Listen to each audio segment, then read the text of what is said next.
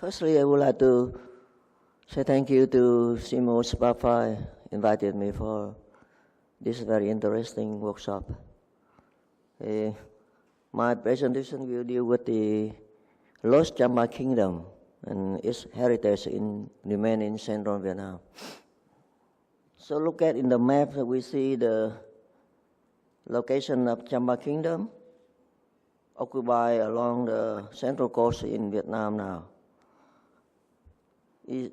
Then from this point, we can see the connection, very wide connection between South China and South India.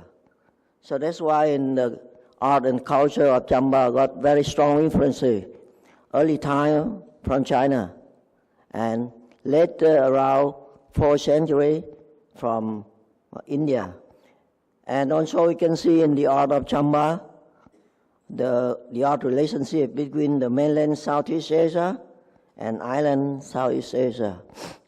According to the Chinese historical record, the Champa kingdom established in the end of 2nd century.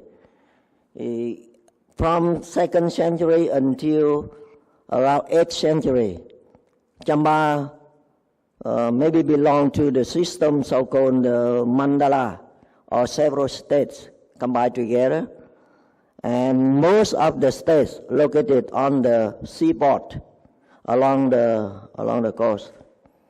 So, but until around the 9th century, under the Buddhist dynasty, so-called Indrapura, so kingdom become to united, and we have a title of the King Maharaja, the Raja, great king of kings.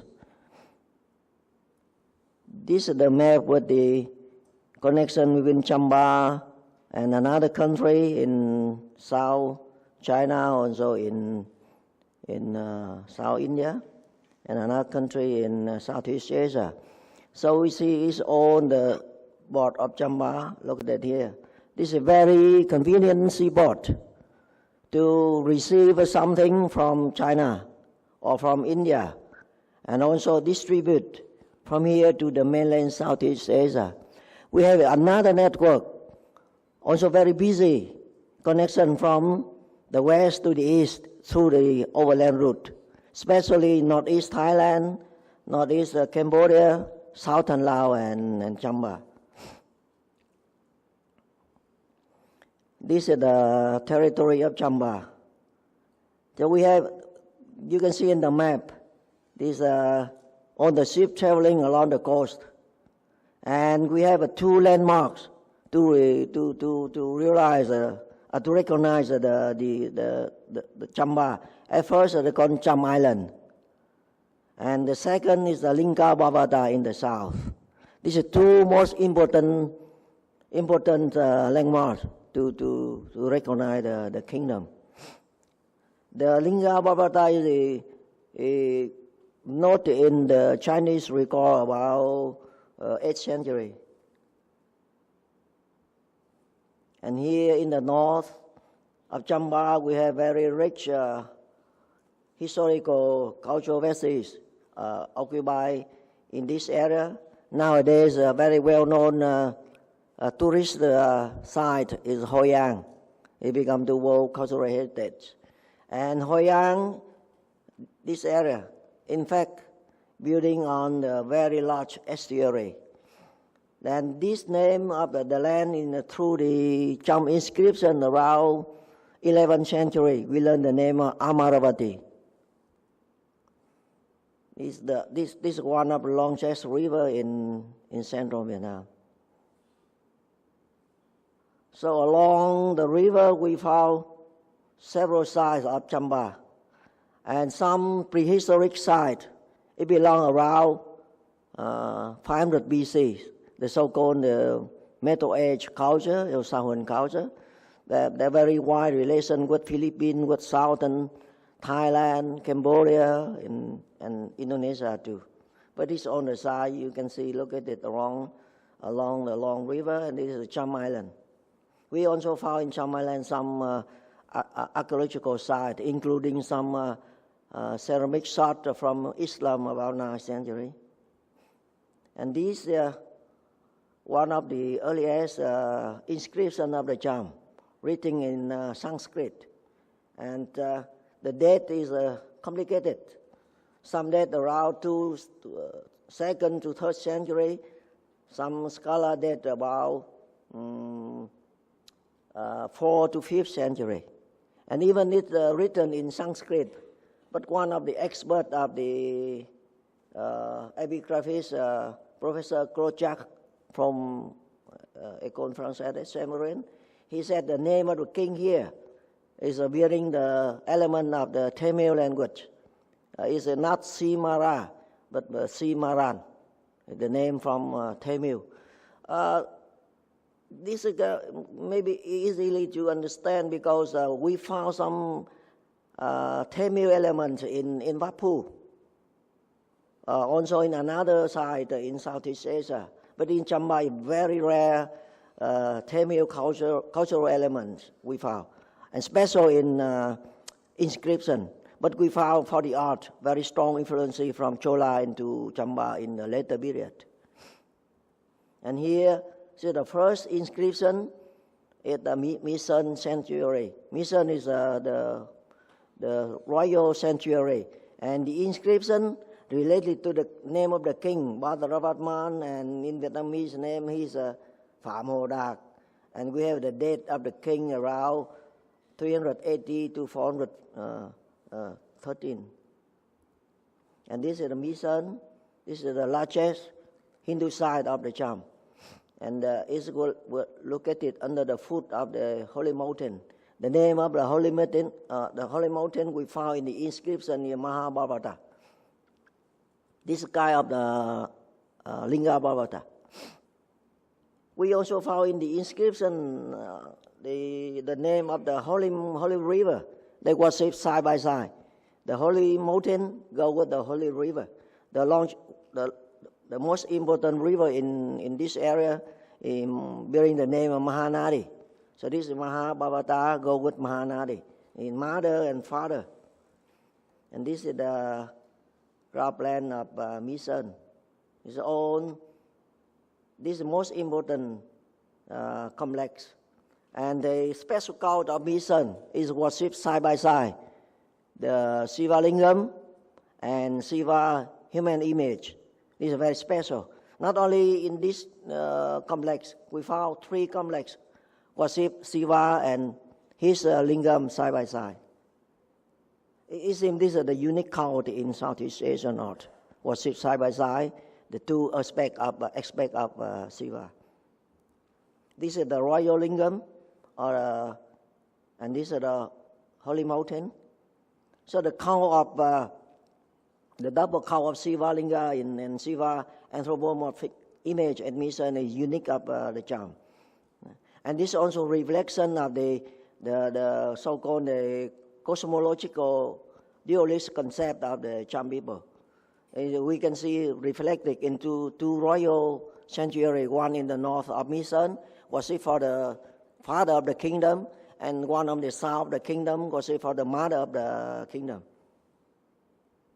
This is the image of Shiva in human image. It's kind of the worship for the Devaraja. And here in the south, we have another royal sanctuary worship for the mother of Lingam, the Mission in the north and Ponagai in the south. These are 2 largest Hindu complex of Chamart.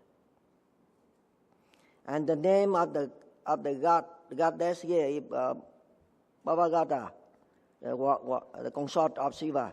But and then the name is converted into the local name Bonaga in the year about middle of 10th century. And here the temple located in the river mouth. And so the image of Durga and the worship of the main statue here. The title of the new title around 11th century become to Yabu Nagara. Yabu is a master, And Nagara is a kingdom. She is to become the mother of the kingdom. It's still worshipped by the local people, Cham people, and the king people in that area. Every year we have a big festival for her around in March. And now we can go to with the category that Misan belong to male, and Bunaga Nha Trang belong to female. And we can see this Misan worship for the god Bhadresvara or Shiva, and the South worship for Bhagavati or Bhavati or Bunaga, and the North belong to mountain, the South belong to sea, and father and mother, Reka and coconut, North and South. Then the location in the valley, and this in the river mouth at near the estuary. This worship for the dualist cult. And so we go with another work.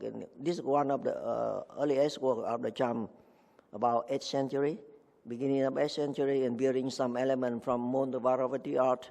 It's very Sambal Prekuk. At that time in Southeast Asia mainland, sharing the language of art, very popular. And recently we found a very important artifact. That's the Ekkamukhalinga. This is the unique one found in Misan. This is the earliest one.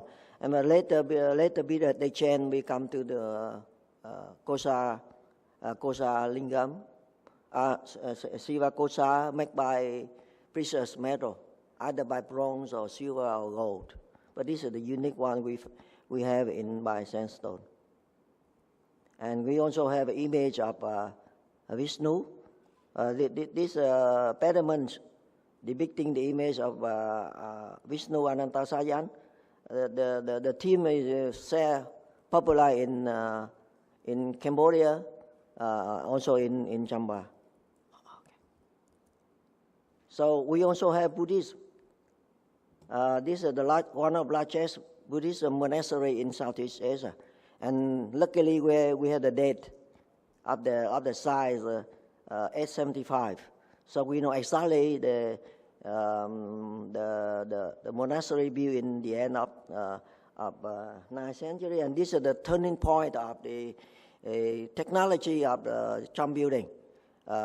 From this point. This time the Cham start to build the temple mixed between the sandstone and brick. And maybe they learned something, the high technique from South India through the Chola period. And then we have Buddhism here. Buddhism is a very large size and bearing the very specific or stylistic. And here we can see very clearly influence from the Buddhism complex of the structure into the Hindu structure. This is about 9th century, and this is about 10th to 13th century. And this is one of the highest brick temple of Misan, 28 meters high, but damaged during the war. And we also have the theme from Ramayana in early period. It's very Indian prototype, about 7th century, and later period with the bearing some art grammar from Chola. And in the heyday of Cham economy, in Vijayapura, is a relation very strong with the Angkorian period. So the Cham can build their highest temple, about 43 meters high. It still remain very good condition, and bearing some art decoration from Khmer period. We compare this complex with the Pimai. And we have a later period. We have 8th century in the south, in Panuranga. And we have, luckily, we found the inscription going with bearing the date. And we know, we can learn the date from the temple. This is a very important chronology to learn about the evolution of the temple building in Southeast Asia. And nowadays in the south, the Cham people still worship for Hinduism, but they call Brahmanism, and divide into two groups, Cham Brahmanist and Cham Pani. Pani is a kind of old Islam mixed with Brahmanist. Here the Cham Islam. Cham Brahmanis during the most important festival in Kate festival, the New Year festival, in their own temple. And here they are still worship and arranging some donation to the God in the New Year festival. And here the Cham Brahmanis, and here the Cham Mani.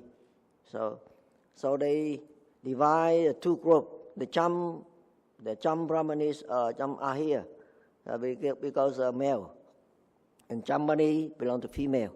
They also divided their society into two dualism called male and female. This inherited the traditional root from, and especially what they worship for, we call Honkan. Honkan is combined by two elements, male and female. So we can see Honkan is two number, a number on the 6, on the top, a number of sun, number 6. And the sun, number 3, belong to Ahia, and the Yasen belong to Awa. It is still some composed of what the male and female here in the cemetery. And interestingly, what the contemporary artist of the Cham, his name is Dang Nang Tha. This is one of the most important artists. He's still active in the Cham art. He's bearing some element from the dualist or cosmologist or dualist. And here, his work. So we can learn that the Cham, the Hindu of the Brahmanis of the Cham, still alive in Cham society. Come from the very deep root from this historical root, and still active, and still divide their group into the two groups to worship for Hinduism or Brahmanism, and even with Islam, but all Islam. Bani is the mix between Brahmanis and Islam. Thank you.